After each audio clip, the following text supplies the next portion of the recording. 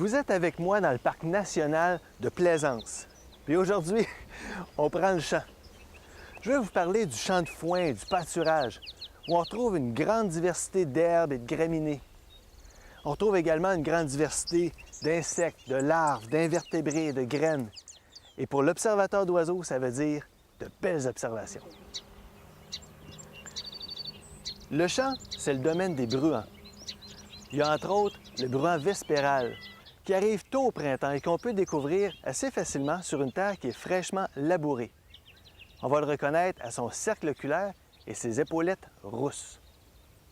Au début de la saison, la quantité d'insectes dans le champ est phénoménale. Et le bruant des prés profite de cette abondance pour élever ses oisillons. Plus tard dans l'été, quand les graines sont à maturité et qu'il y a moins d'insectes, le bruant modifie son régime alimentaire et devient granivore. Un autre oiseau vraiment typique du milieu, c'est la sturnelle des prés. C'est un proche parent de l'étourneau sansonnet. Tous les deux partagent la caractéristique d'avoir les muscles du bec très développés, pour être capable d'écarter la chaume en ouvrant le bec, comme ça.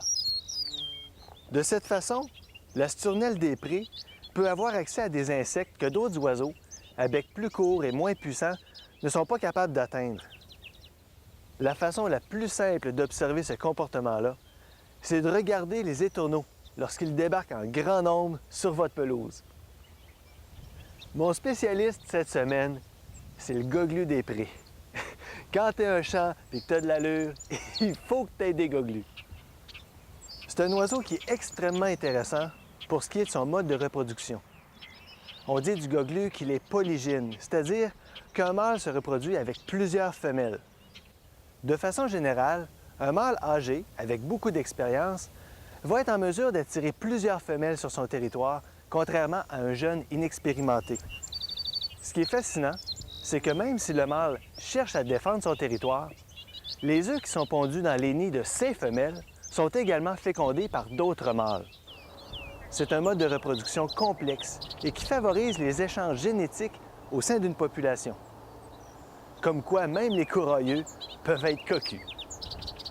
Dans les milieux agricoles, on assiste au déclin de plusieurs espèces.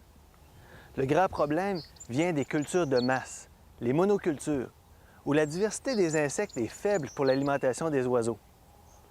C'est souvent dans ce type de culture qu'on voit des explosions de quelques insectes ravageurs qu'il faut limiter par l'utilisation de pesticides.